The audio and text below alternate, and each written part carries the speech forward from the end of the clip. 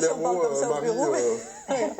Merci. À vous, merci pour Téchinet. Bah oui, Téchinet, je vous en prie.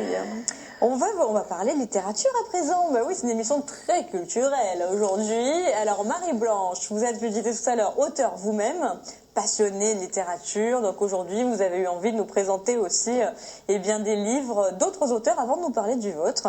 Oui. Et on va démarrer avec Éric Gallo-Rigny. Voilà, parce que je trouve que c'est important de parler de nos auteurs de la région, et qu'il y en a de beaucoup et de très talentueux, dont justement Éric Gallo-Rigny, qui a écrit son dernier livre, Innominé Patrice, qui est en fait un polar. Alors, je vais vous parler un peu de l'auteur parce que c'est important de le connaître. C'est un homme de 56 ans, il est de la région d'Antibes et il a eu un parcours atypique. Ça a été le plus jeune pilote de France à 16 ans. Donc, il était promu à une brillante carrière dans l'aviation, mais patatras. D'un coup, il devient malentendant. Du jour au lendemain, il perd l'audition. C'est terrible ça. Ah mais alors sans conséquence, sans raison, du jour au lendemain, donc sa vie est bouleversée. Alors en discutant avec lui, il me dit j'avais deux choix, donc partir en déprime ou partir en voyage.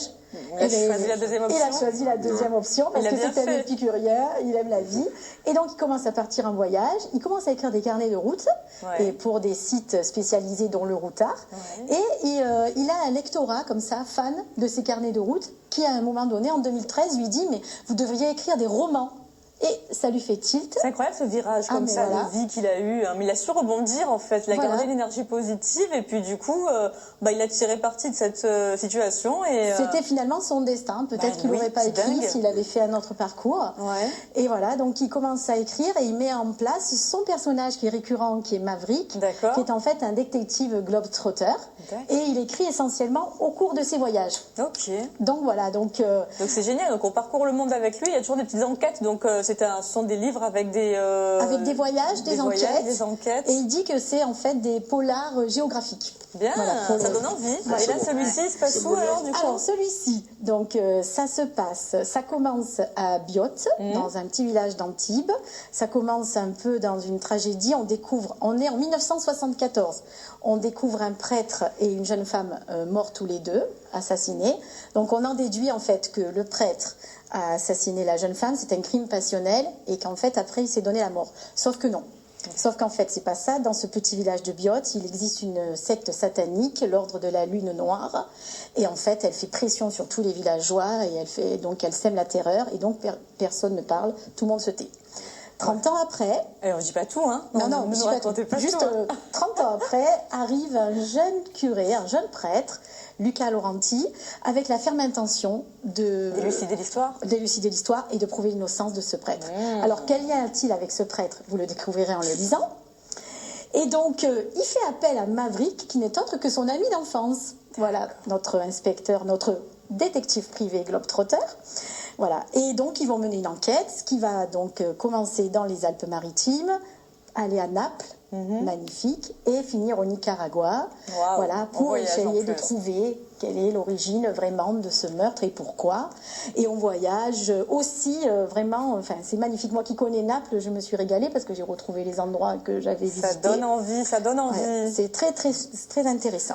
Génial. Second livre. Alors là, c'est un coup de cœur vraiment. Hein, alors c'est un coup de cœur. C'est une jeune auteure qui m'a envoyé son livre numérique. Donc c'est pour ça que je ne l'ai pas aujourd'hui parce qu'elle habite aux Pays-Bas, le temps qu'elle me l'envoie.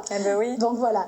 Et elle a été victime d'un burn-out. Voilà, elle était vraiment une commerciale. Elle a voyagé beaucoup. Elle est marseillaise. Hein. D'accord. Chiara Carreno. Elle est marseillaise et elle est allée aux Pays-Bas. Elle est embauchée dans une boîte japonaise, promue à une brillante carrière. Et au moment de devenir manager, leader, enfin je sais pas trop le grade qu'elle allait atteindre, elle va burn-out. D'accord. Elle peut plus travailler, en dépression complète. Elle s'enferme chez elle et elle écrit. Elle écrit son mal-être, elle écrit ce qui va pas, et d'où naît ce livre, Balance ton burn-out. D'accord. Voilà. Bon, ça peut donner espoir justement à des personnes qui vivraient ça en ce moment pour rebondir. Ce qui m'a plu dans ce livre, c'est que c'est pas vraiment un livre documentaire, c'est vraiment un livre avec beaucoup d'humour. Elle a beaucoup de recul par rapport à la situation, et donc elle met en scène tout ce qui n'allait pas, et elle donne des réponses et des astuces, comment s'en sortir. Voilà. Et notamment, il y a des petits dessins, donc je me suis permis. Il y a des petits dessins C'est comme ça, rigolo, très sympas. qui illustrent bien le burn-out. Qui illustrent bien le burn-out tout le long. Donc c'est vraiment à dévorer en cas de burn-out. Alors il ne reste pas beaucoup de temps. Moi je veux parler de vos livres, Marie-Blanche. Montrez-moi à nouveau Méli-Mélo de cœur d'artichaut. Donc c'est un pour album les petits. jeunesse. Ce sont 7 histoires, une histoire pour chaque jour de la semaine. Oui. Voilà, avec des illustrations que j'ai faites. Méli-Mélo de cœur d'artichaut. Méli-Mélo de cœur d'artichaut. On va voir la couverture, parce qu'il n'est pas encore sorti. On le retrouvera quand en librairie? Voilà, eh ben, on le retrouvera ce week-end au salon de Alors le 12 Mossane-les-Alpilles. octobre, salon du livre et du goût de Mossane-les-Alpilles, et à Traite, Le 19 octobre, où je serai avec mon ami écrivain Eric Gallorini aussi. À partir de quel âge?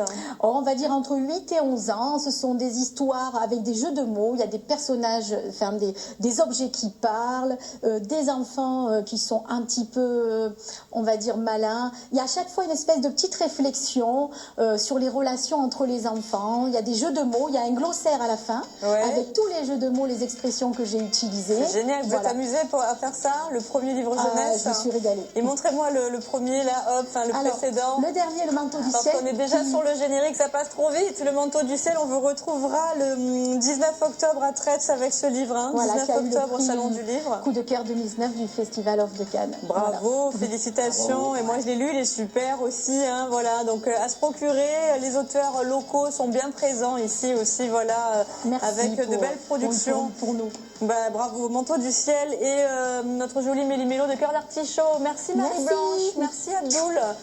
Merci beaucoup à notre invitée Sylvia Vaudano. On se retrouve demain pour parler de Ruralia, le festival dédié à la ruralité à Gémenos, et puis une expo à Bagatelle dans le 8e, et les idées sorties de la journaliste Alexandra Appiquian. On vous embrasse, ciao.